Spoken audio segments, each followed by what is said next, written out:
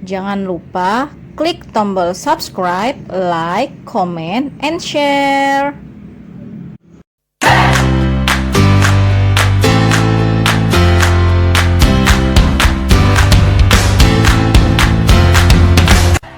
Salam semangat belajar matematika. Yuk kita belajar, langsung saja simak videonya. Ruas garis banyak digunakan di sekitar kita. Jika kamu mengamati sekitar, ruas garis banyak ditemukan di berbagai bidang kehidupan. Dalam bidang geometri, banyak bangun yang dibuat dari beberapa ruas garis. Apa itu ruas garis?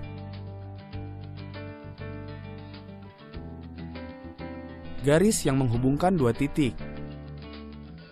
Beri nama sebagai titik A dan B. Ruas garis AB tersusun atas tak hingga titik. Ruas garis dinotasikan dengan AB bar atau BA bar. Jika ruas garis diperpanjang tak hingga di kedua arah, maka terbentuk sebuah garis. Garis yang melalui titik A dan B dapat ditulis dengan panah dua arah di atas AB seperti berikut. Garis dapat juga dinotasikan dengan huruf seperti L, M, atau N. Dapatkah sebuah garis digambar secara penuh? Tidak. Garis tidak dapat digambar penuh karena tidak memiliki titik ujung. Bagaimana jika satu ujung dibuat titik dan ujung lainnya dapat diperpanjang? Akan diperoleh sebuah sinar. Sinar adalah bagian dari garis, berawal dari satu titik yang disebut titik awal atau titik pangkal, dan diperpanjang tak hingga di ujung lainnya. Jadi, sinar dinotasikan dengan menuliskan anak panah sesuai arah sinar. Ingatkah kamu bahwa sudut terbentuk ketika garis, ruas garis, atau sinar berpotongan? Ruas garis PQ dan QR berpotongan di Q dan membentuk sudut PQR. Begitu juga ruas garis QR dan RP berpotongan di R dan membentuk sudut QRP. Sudut dinotasikan dengan notasi berikut. Jadi, tiga sudut yang terbentuk adalah sudut PQR, sudut QRP, dan sudut RPQ. Dalam gambar kedua, terdapat sudut yang dibentuk oleh garis. Garis AB dan CD berpotongan di O, dan terbentuk empat sudut yaitu sudut AOD, DOB, BOC, dan COA. Dalam gambar ketiga, sinar garis OA dan OB berpotongan di O dan terbentuk sudut AOB.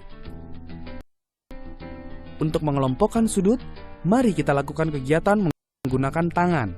Rapatkan tangan pada badan, simpan satu tangan dan gerakan tangan lainnya.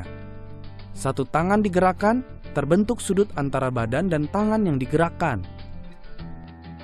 Ingat kembali beberapa nama sudut yang terbentuk. Pada gambar pertama, apakah kamu melihat sudut antara tangan dan badan? Tidak, tidak ada sudut yang terbentuk. Dengan kata lain, ada sudut 0. Kita mulai dari sudut 0. Pada gambar kedua, sudut yang terbentuk antara badan dan tangan kurang dari 90 derajat. Sudut yang besarnya kurang dari 90 derajat disebut sudut lancip. Pada gambar ketiga, tangan tegak lurus dengan badan. Sudut yang terbentuk tepat 90 derajat. Sudut yang besarnya 90 derajat disebut sudut siku-siku. Pada gambar keempat, sudut yang terbentuk lebih dari 90 derajat, tetapi kurang dari 180 derajat dan disebut sudut tumpul. Pada gambar kelima, tangan rapat kembali ke badan tetapi ke atas. Sudut yang terbentuk 180 derajat. Ini disebut sudut lurus.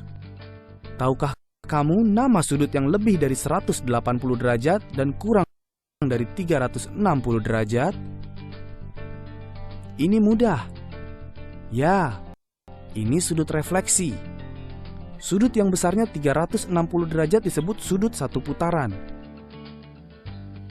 Berikut adalah rangkuman berbagai jenis sudut.